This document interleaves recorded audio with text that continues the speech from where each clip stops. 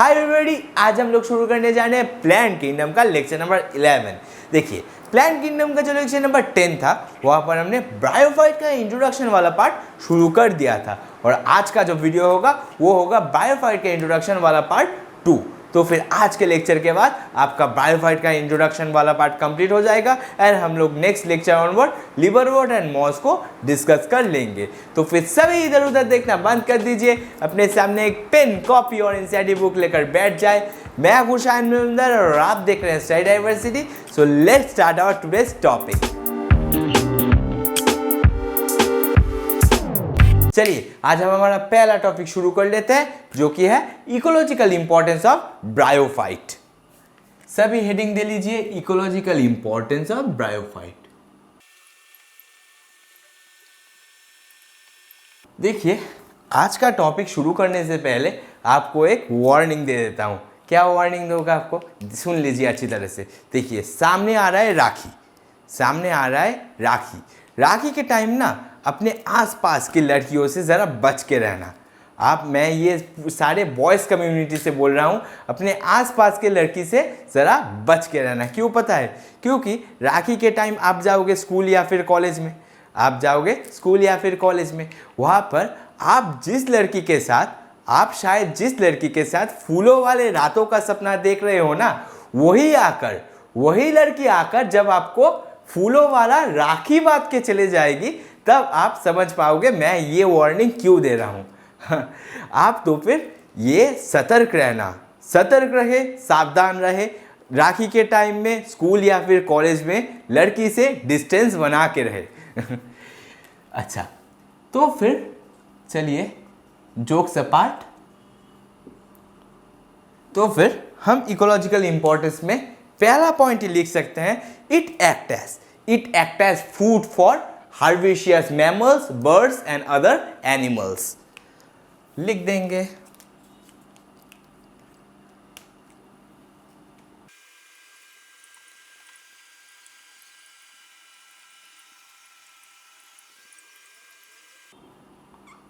It acts as food for herbaceous birds, mammals and other animals। फिर हम लोग बोल सकते हैं एक स्पेसिफिक ब्रायोफाइट है, एक स्पेसिफिक ब्रायोफाइट है स्पैग्नम, जो कि हमारा ब्रायोफाइट के ग्रुप में मॉस के अंदर पड़ता है। एक स्पेसिफिक ब्रायोफाइट का मॉस है जो कि है स्पैग्नम। स्पैग्नम से हम लोग पीट को एक्सट्रैक्ट करते हैं, स्पैग्नम से हम लोग पीट को एक्सट्रैक्ट करते हैं। पीट एक्चुअली एक सॉइली लाइक सब्सटेंस है which is rich in carbon content.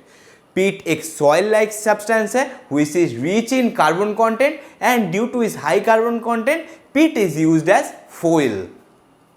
तो फिर हम लोग लिखेंगे स्पैग्नम। स्पैग्नम किसके अंदर आएगा बोला? स्पैग्नम आएगा हमारा मॉस के अंदर। स्पैग्नम को हम लोग बॉग मॉस भी कहते हैं, इसे भी लिख देता हूं। स्पैग्नम को हम लोग बॉग मॉस भी कहते हैं। स्पैग्नम से हम लोग क्या एक्सट्रैक्ट करते हैं? स्पैग्नम से हमें मिलता है पीट। स्पैग्नम से हमें मिल जाएगा पीट। अभी पीट क्या बला है? पीट क्या चीज है? पीट is a soil like substance. देखने में वो सॉइल की तरह होता है, पर पीट में रिच इन कार्बन कंटेंट। पीट is rich in carbon content.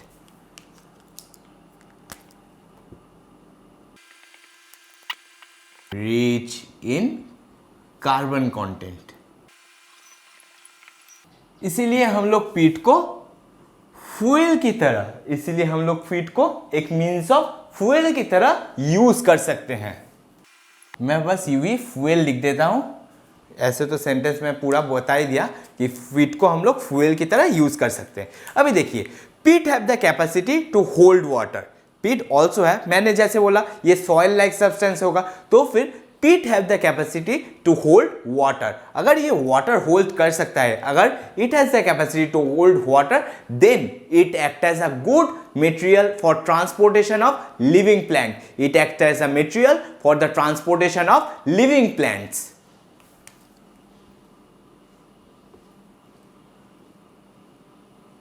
For transportation living plants। क्यों? Because it has the capacity to hold water.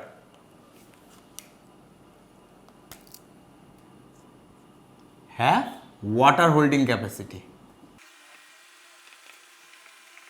It have water holding capacity. अगर पेट में वाटर होल्डिंग कैपेसिटी हुआ तो फिर लिविंग प्लांट जब transportation होगा तो उसके चारों तरफ अगर हम एक पीट का कवरिंग दे दे तो प्लांट में जो मॉइस्चर रिक्वायर्ड होगा प्लांट वो मॉइस्चर अपना पीट के कवरिंग से ले सकता है. इसीलिए हम लोग बोले हैं इट हेल्प इन इंपॉर्टेंट या फिर it plays a important role in the transportation of living plant. Next point हम लोग लिख सकते हैं कि ब्रायोफाइट प्रिवेंट सॉइल इरोशन. कैसे ब्रायोफाइट कैसे सॉइल इरोशन प्रिवेंट करेगा देख लीजिए. ब्रायोफाइट में जो एक ग्रुप है mosses grow densely on soil. Mosses grow densely on soil मतलब it will hold the soil very tightly. अगर ये टाइटली सॉइल को होल्ड किया तो फिर during rainy season water will not flow या फिर top soil will not flow with rainy water. तो फिर इसको लिख देते हैं कि mosses grow. So फिर mosses grow densely on soil and it holds the soil very tightly. अब it holds the soil very tightly. So during rainy season the rainwater cannot wash away the top layer of the soil. So during rainy season the rainwater cannot wash the top layer of the soil. Rainwater cannot wash the top layer of the soil. Thus, it prevents soil erosion.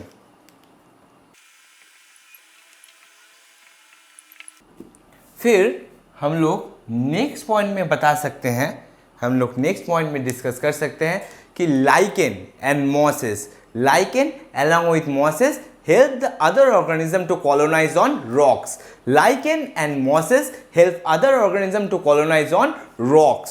चलिए देख लेते हैं ये exactly कैसे होता है. मैं बस ये ऊपर का पॉइंट मिटा सकता हूँ, जल्दी से लिख लीजिए. तो फिर पहले आप लोग इस चीज़ को जल्दी से लिख लीजिए. उसके लिए मुझे थोड़ा जगह चाहिए होगा ये पॉइंट एलाबोरेट करने के लिए. तो फिर आई होप अभी तक आप सभी लोगों ने ये सारा चीज़ें लिख लिया होगा.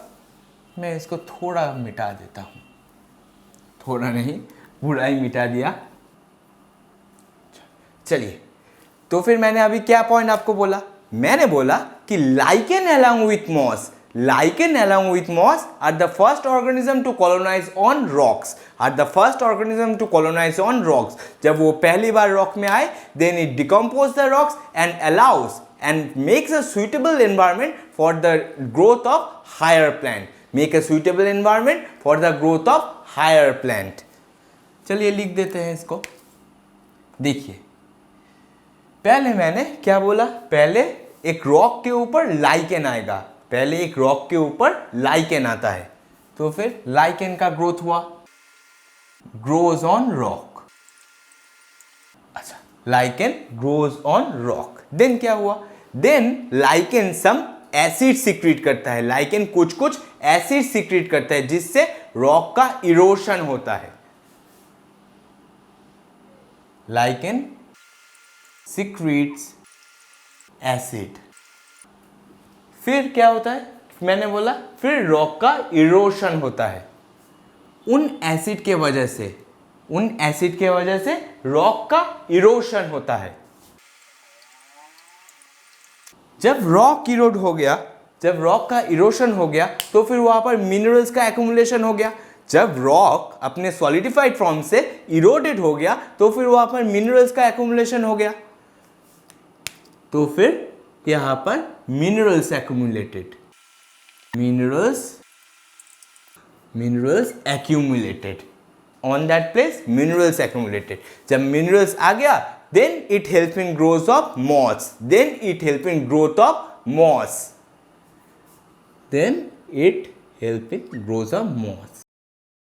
देखिए, अभी जब मॉसेस ग्रो करेगा, मॉसेस भी कुछ सॉइल के मतलब रॉक के वेदरिंग में हेल्प करेगा. तो फिर हम लोग अगेन लिखेंगे helps in weathering of rock.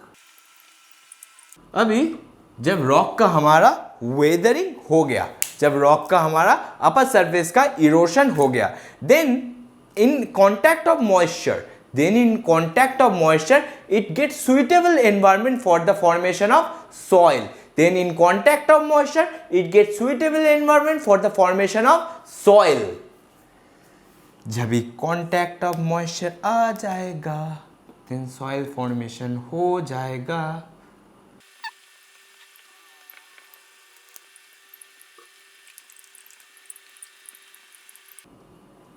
Get suitable environment for the formation of soil. अभी जब रॉक के ऊपर सॉइल का फॉर्मेशन हो गया, then it provides suitable environment for the growth of higher plant. Then it allows higher plant to grow in that particular area.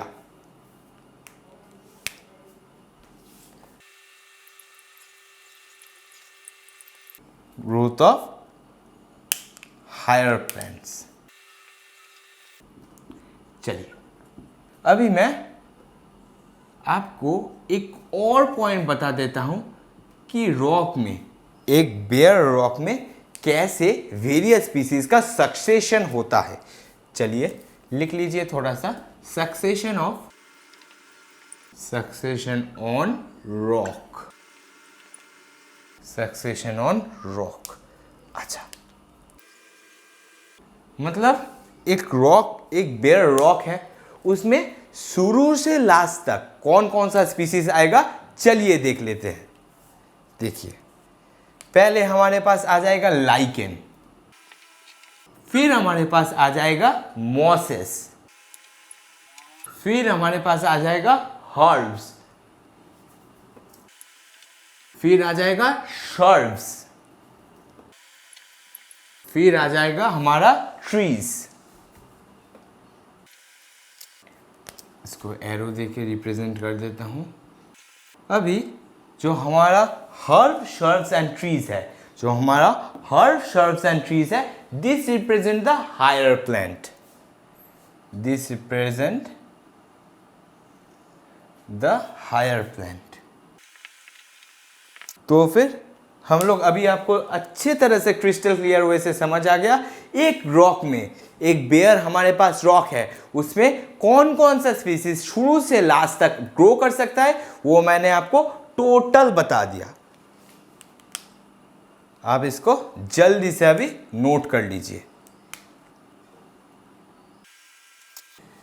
ठीक है, जल्दी से नोट कर लीजिए, फिर मैं इसे मिटा दूंगा। चलिए अभी हम लोग ब्रायोफाइट का ये जो एक ग्रुप है लिवरवॉर्ट, उसका एक लाइफ साइकिल पकड़ लेते हैं और उसको क्रिस्टल क्लियर वे से पूरा का पूरा डाइसेक्ट करते हैं। चलिए देखिए, लिवरवॉर्ट में हम लोग एक एग्जांपल पकड़ के चलेंगे जो कि है मार्केंशिया। तो फिर मैं मेल और फीमेल प्लांट बॉडी सेपरेटली लिखूंगा, तो फिर आपको पूरा का पूरा समझ आ जाएगा। देख लीजिए, पहले ही हम लोग गैमेटोफाइटिक स्टेज से शुरू करते हैं, क्योंकि gametophyte is the main plant body in bryophyte. तो फिर हम लोग गैमेटोफाइटिक स्टेज से शुरू करते हैं। तो फिर मैं पहले लिख दूंगा male marchantia and female Marchantia.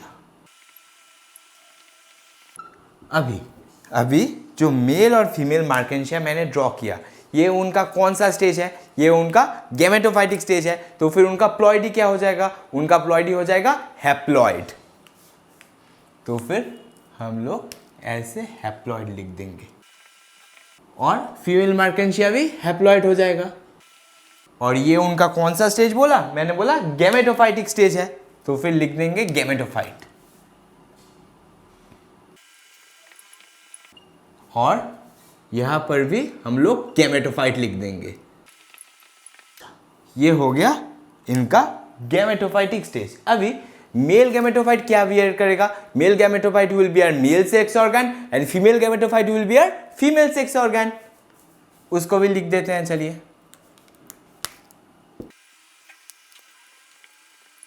And female sex organ. अभी मेल सेक्स ऑर्गन जो है वो ओवल इन शेप्ड होगा, उसका शेप ओवल होगा, और जो फीमेल सेक्स ऑर्गन है उसका शेप होगा फ्लक्स शेप्ड। अभी इसको ड्रॉ भी कर लेंगे, पहले लिख देता हूं।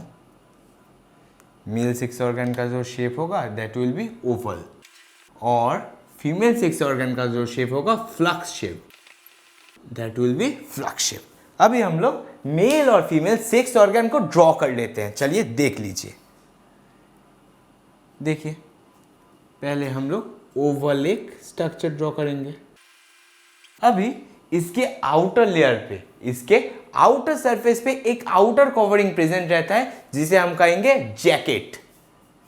इसके आउटर लेयर पे और एक कवरिंग प्रेजेंट रहेगा जिसे हम कहेंगे जैकेट। अभी मेल सेक्स ऑर्गन में एक सेल प्रेजेंट होता है, मेल सेक्स ऑर्गन में एक सेल प्रेजेंट होता है जिसे हम कहते हैं एंथेरोजॉइड मदर सेल, जिसे हम कहेंगे एंथेरोजॉइड मदर सेल। ये हो गया इसका एंथेरोजॉइड मदर सेल। अच्छा, पहले इसका नामकरण कर देते हैं, नहीं तो आपको कंफ्यूजन हो जाएगा। ये हो गया हमारा जैकेट, फिर ये हो गया हमारा एंथेरोजॉइड मदर सेल। अभी जो एंथेरोजॉइड मदर सेल होगा, जो एंथेरोजॉइड मदर सेल होगा, उसका प्लॉइडी क्या होगा? उसका प्लॉइडी भी इन होगा, वो भी हैप्लॉइड होगा, क्योंकि वो गैमेटोफाइट के अंदर ही प्रोड्यूस हो रहा है, क्योंकि वो गैमेटोफाइट के अंदर ही प्रोड्यूस हो रहा है, इसलिए जो एंथेरोजॉइड मदर सेल है उसका प्लॉइडी इन होगा। अभी एंथेरोजॉइड मदर सेल के माइटोसिस से, एंथेरोजॉइड मदर सेल के माइटोसिस से हम पाते हैं हमारा प्यारा सा एंथेरोजॉइड, जो कि है मेल गैमेट। अभी इसके माइटोसिस से यहां पर हमारा हम लोग लिख सकते हैं माइटोसिस। माइटोसिस होके कौन सा फॉर्मेशन होगा, कौन सा सेल फॉर्मेशन होगा? माइटोसिस होके हमें मिलेगा एंथेरोजॉइड, जो कि हमारा है, जिसे हम कहते हैं प्यारा सा मेल गैमेट। अच्छा, एंथेरोजॉइड, तो फिर इसका प्लॉइडी भी लिख देता हूं। जैसे मैंने बोला कि एंथेरोजॉइड मदर सेल का प्लॉइडी इन होता है और एंथेरोजॉइड का प्लॉइडी भी इन होगा, क्योंकि ये माइटोसिस डिवीजन के रिजल्ट से बना है। फिर हम लोग अभी जो फीमेल सेक्स ऑर्गन है, जो हमारा flux shift female sex organ है, उसको भी ड्रॉ कर लेंगे। देख लीजिए। तो फिर ये हमारा हो गया कंप्लीट फीमेल सेक्स ऑर्गन। अच्छा, फीमेल सेक्स ऑर्गन के बाहर भी मैंने जैकेट ड्रॉ किया हूं, नामकरण कर देते हैं। और एक बात बताइए, मैंने ये पहले लेक्चर में बताया था कि मेल सेक्स ऑर्गन को क्या कहते हैं। मेल जो सेक्स ऑर्गन है उसे हम लोग क्या कहते हैं? उसे हम लोग एंथेरोजॉइड कहते हैं, और फीमेल जो सेक्स ऑर्गन है उसे हम लोग आर्चिगोनिया कहते हैं, उसे हम लोग आर्चिगोनिया कहते हैं। तो फिर इसके नीचे लिख देंगे आर्चिगोनिया और यहां पर लिख देंगे एंथ्रीडिया। ये इसको ऊपर लिख दे रहा हूं, एंथ्रीडियम, इसको एंथ्रीडियम कहते हैं। अभी फीमेल सेक्स ऑर्गन के सेंटर पे प्रेजेंट रहेगा हमारा प्यारा सा एग। फीमेल सेक्स ऑर्गन के सेंटर में हमारा प्रेजेंट रहेगा प्यारा सा एग। देखिए, ड्रॉ कर लेता हूं। यहां पर प्रेजेंट रहेगा हमारा एग। अभी जो एग होगा, जो हमारा एग होगा, उसका प्लॉइडी क्या होगा? उसका प्लॉइडी भी एन होगा, क्योंकि वो गैमेटोफाइट बॉडी के अंदर फॉर्म हो रहा है, इसलिए उसका प्लॉइडी भी एन होगा, एंड इसका प्लॉइडी है एन। अच्छा, चलिए अभी क्या होगा? अभी देखिए, जो मेल गैमेट हमारे पास है, उसका फीमेल गैमेट के साथ फ्यूजन होगा। जो मेल गैमेट हमारे पास है उसका फीमेल गैमेट के साथ फ्यूजन होगा, फर्टिलाइजेशन होगा। चलिए, और एक चीज मेल गैमेट के बारे में बताना है कि मेल गैमेट हमारे पास एंथ्रोजॉइड जो होता है that is biflagellated. That is male gamete जो होता है हमारा, दैट इज बाइफ्लैजेलेटेड। इसका मतलब उसके अंदर 2 फ्लैजेला प्रेजेंट होगा। अभी जो नेक्स्ट स्टेप होगा इसका, मेल गैमेट और फीमेल गैमेट का हो जाएगा हमारा फर्टिलाइजेशन। मेल गैमेट और फीमेल गैमेट के फर्टिलाइजेशन होने के बाद कौन सा स्टेप का फॉर्मेशन होता है, किस स्टेज का फॉर्मेशन होता है? मेल गैमेट और फीमेल गैमेट फ्यूज करके जाइगोट का फॉर्मेशन कर देगा।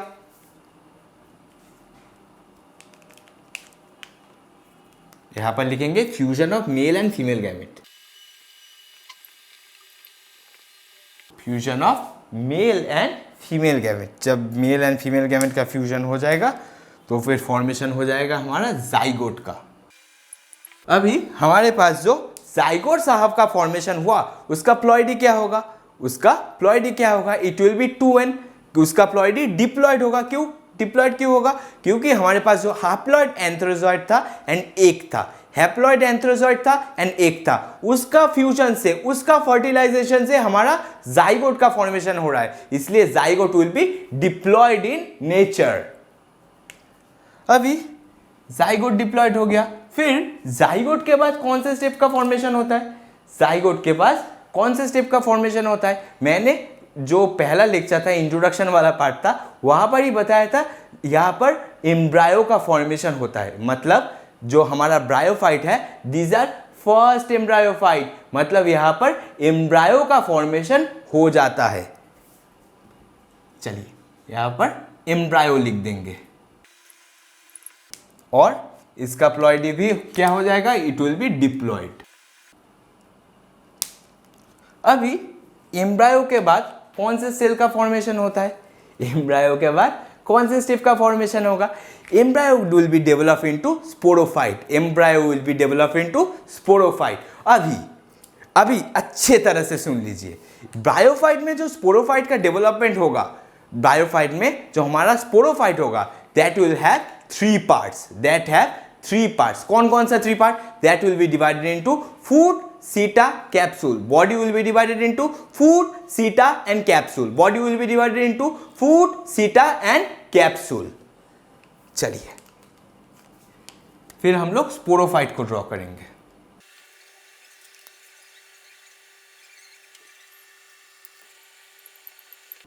इसे हम कहेंगे sporophyte and it is divided into food, सीटा एंड कैप्सूल। चलिए अभी नामकरण भी कर देते हैं कि कौन सा फूट है, कौन सा सीटा है, कौन सा कैप्सूल है। तो फिर ये हमारा जो एकदम बॉटम मोस्ट पार्ट होगा ये होगा फूट, और ये हो जाएगा हमारा सीटा, और ये पार्ट जो है टॉप मोस्ट पार्ट ये हमारा हो जाएगा कैप्सूल। अभी देखिए, अभी जो स्पोरोफाइट का जो कैप्सूल वाला पार्ट है वहां पर एक सेल, स्पेशल सेल प्रेजेंट रहता है जिसे हम कहेंगे स्पोर मदर सेल। स्पोरोफाइट के कैप्सूल में एक स्पेशल सेल प्रेजेंट रहता है जिसे हम कहेंगे spore mother cell. Spore mother cell के मियोसिस से स्पोर का फॉर्मेशन हो जाता है। स्पोर मदर सेल में मियोसिस होगा और स्पोर का फॉर्मेशन हो जाएगा। यहां पर एक स्पेशल सेल प्रेजेंट रहता है जिसे हम लोग कहेंगे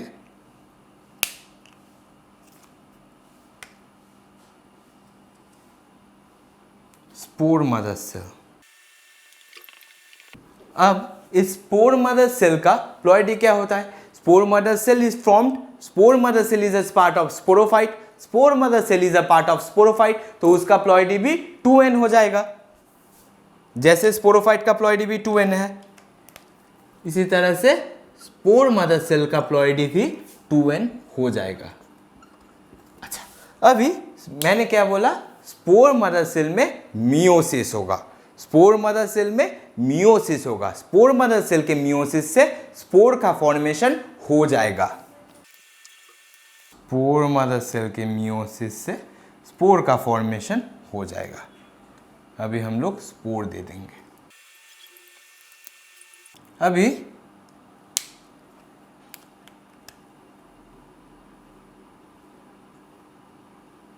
spore will again germinate. Spore will again germinate to and develop into gametophyte. Spore will again germinate and develop into male and female thallus. Male thallus में डिवाइड होगा और एक डिवाइड होगा हमारा फीमेल थैलस में। इसे कैसे दिखाऊं? आप थोड़ा समझ लेना, ठीक है। यहाँ से एरो गया है और यहाँ पे आके मीट किया है। बोर्ड में थोड़ा स्पेस कम हो गया इसलिए दिखा नहीं पाया। मतलब जो हमारा स्पोर रिलीज होगा कैप्सूल से, जो स्पोर का रिलीज होगा जो कि स्पोर मदर सेल के मियोसिस से बना है, वो स्पोर क्या करेगा? उस स्पोर का जर्मिनेट होगा। वो स्पोर का जर्मिनेट होकर क्या फॉर्मेशन होगा? उस स्पोर का जर्मिनेट होकर हमारा जो गैमेटोफाइट है, जो मेल थैलस है एंड फीमेल थैलस है, वो फॉर्म हो जाएगा। तो फिर ये आपका कंप्लीट हो गया, ये आपका कंप्लीट हो गया लाइफ साइकिल ऑफ अ लिवरवॉर्ट। लिवरवॉर्ट में भी कौन सा लिवरवॉर्ट ने हमने देखा? हमने स्पेसिफिकली हम अगर बताए तो हमने डिस्कस किया मार्केंशिया के बारे में। तो फिर यहाँ पर एक और चीज़ मैं आपको अभी के अभी दिखाता हूँ, देख लीजिए। थोड़ा यहाँ पर एरो दे देता हूँ पहले। यहाँ पर एक मियोसिस लिखना है, ये लिखना ही भूल जा रहा था। और यहाँ पर जर्मिनेशन लिख देता हूँ। फिर हम लोग अभी मैंने क्या बोला था, प्लांट के लाइफ साइकिल में, ब्रायोफाइट के लाइफ साइकिल में प्रमुख दो स्टेजेस आते हैं। कौन कौन सा दो स्टेजेस? एक होता है गैमेटोफाइटिक स्टेज और एक होता है स्पोरोफाइटिक स्टेज। अभी मैं ये स्टेज आपको थोड़ा दिखा दे रहा हूं। यहां पर जो स्टेज मैंने सर्कल किया, अब अच्छे तरह से देखिए, वो सारे सेल डिप्लॉयड है। मतलब हम लोग इसे कह सकते हैं दिस इज द स्पोरोफाइटिक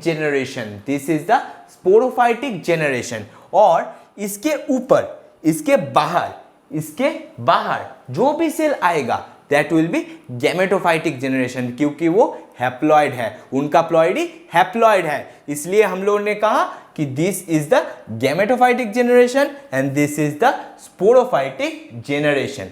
चलिए इसको भी एक साइड करके लिख देते हैं।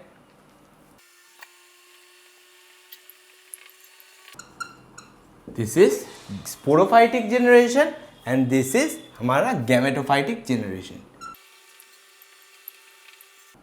ये हमारा हो गया गैमेटोफाइटिक जेनरेशन। मतलब ब्रैकेट के बाहर, सर्कल के बाहर जो भी है वो हैप्लॉइड है, इसलिए that will be a part of gametophytic generation. चलिए आप इसको अभी जल्दी से नोट कर लीजिए। मैं फिर आपको और एक चीज़ बताना है, पहले आप इसको जल्दी से नोट कर लीजिए। सो आई होप अभी तक आप लोगों ने सारा चीज़ें पॉज करके लिख लिया होगा। तो फिर मैं आपको 3 पॉइंट मुझे बताना है, इंपॉर्टेंट है। देखिए, मैं जब इंट्रोडक्शन वाला पार्ट 1 पढ़ा रहा था ब्रायोफाइट का, तभी मैंने बताया था these are known as amphibians of plant kingdom. क्यों amphibians? Because they live in soil and they require water for sexual reproduction. अभी वाटर फॉर सेक्सुअल रिप्रोडक्शन कैसे? अभी वाटर कैसे इंपॉर्टेंट रोल प्ले कर रहा है सेक्सुअल रिप्रोडक्शन में, चलिए उसको समझ लेते हैं। देखिए यहाँ पर अच्छी तरह से, वाटर जब एंथेरोजॉइड, हमारा एंथेरोजॉइड का फॉर्मेशन हुआ, उसके रिलीज में वाटर लगता है। जब हमारे पास एंथेरोजॉइड जो कि है मेल गैमेट, उसका फॉर्मेशन हुआ, तब उसके रिलीज में, एंथेरोजॉइड के रिलीज में, release of antherozoid, for the purpose of release of antherozoid it requires water for the release of antherozoid. एक काम कीजिए, मैं जो पॉइंट बोल रहा हूँ, जो की पॉइंट बोल रहा हूँ, आप उसे अपने कॉपी में लिख लीजिए, क्योंकि देखिए यहाँ पर ज़रा सा भी स्पेस बचा नहीं है, पर मुझे इसको दिखा के ही आपको समझाना पड़ेगा। तो फिर आप उसे अपने कॉपी में रफली, मतलब जो की पॉइंट मैं बता रहा हूँ उसको लिख लीजिए। तो फिर पहला पॉइंट देकर लिखिए कि the release of antherozoid, for the purpose of release of antherozoid water is required। ठीक है। सेकेंड पॉइंट में हम लोग क्या लिखेंगे? सेकेंड पॉइंट में हम लोग लिखेंगे water is required water is required for the movement of Antherozoid towards Archegonia. Water is required for the movement of Antherozoid towards Archegonia. क्यों? क्योंकि देखिए Antherozoid तो बाइफ्लैजेलेटेड है, Antherozoid तो बाइफ्लैजेलेटेड है. When it will be released in the water, due to water current, it helps in movement towards the Archegonia. तो फिर हम लोग सेकेंड पॉइंट में लिख देंगे water helps the Antherozoid to move towards Archegonia. Water helps the Antherozoid to move towards Archegonia. ठीक है. तभी थर्ड पॉइंट में क्या लिखेंगे? थर्ड पॉइंट में लिखेंगे, देखिए ये अगर एंथ्रोजॉइड, हमारा प्यारा सा एंथ्रोजॉइड मेल गैमेट आर्चीगोनियम के पास पहुंच भी गया, अगर पहुंच भी गया, पर ये कैप, अगर इसका जो फ्लक्स का सिर है, ये कैप है, कैप अगर ब्रेक नहीं हुआ तो फिर ये पहुंच के वहां पर क्या करेगा? ये पहुंच के एंथ्रोजॉइड पहुंच भी गया आर्चीगोनिया के पास, तो फिर क्या करेगा? कुछ नहीं कर पाएगा. इसीलिए इसी पर्पज से water helps in digestion of the archegonia. Water helps in digestion of the archegonia. Digestion मतलब ये जो हमारा फ्लक्स शिफ्ट आर्चीगोनिया है, जो हमारा प्यारा सा फ्लक्स शिफ्ट आर्चीगोनिया है, उसके डाइजेशन मतलब उसका कैप ऐसे हटा देगा और मेल गैमेट को एंट्री दे देगा. That is the process known as digestion of archegonia. तो फिर water helps in digestion of आर्चीगोनिया.